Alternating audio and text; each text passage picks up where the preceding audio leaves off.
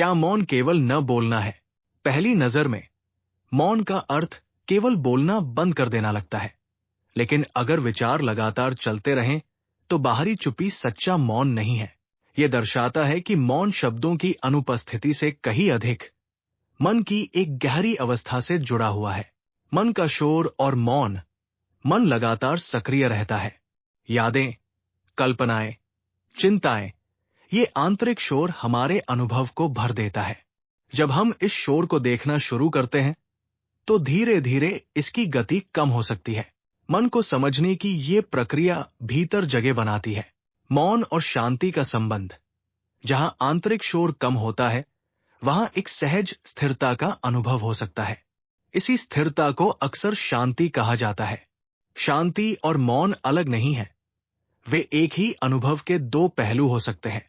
शांति की इस आंतरिक समझ पर पहले विस्तार से चर्चा की गई है। सुनने की क्षमता। सच्चा मौन केवल चुप रहना नहीं, बल्कि पूरी तरह सुनना है। जब मन अपने विचारों में उलझा न हो, तभी सुनना संभव है। तब न केवल शब्द, बल्कि भावनाएं, ठहराव और उपस्थिति सभी स्पष्ट होने लगते हैं।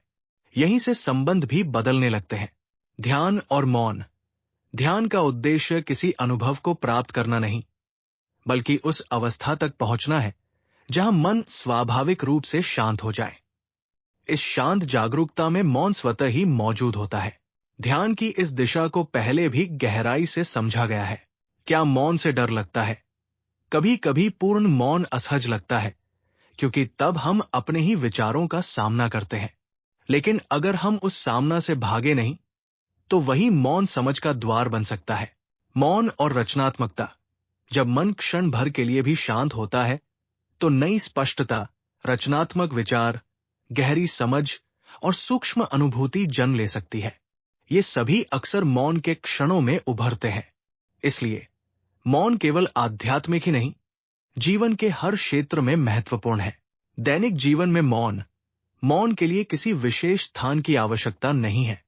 कुछ क्षण शांति से बैठना, धीरे चलना, सचेत श्वास लेना, ये छोटे अभ्यास भीतर मौन को स्पर्श कर सकते हैं और धीरे धीरे जीवन की गति बदल सकते हैं।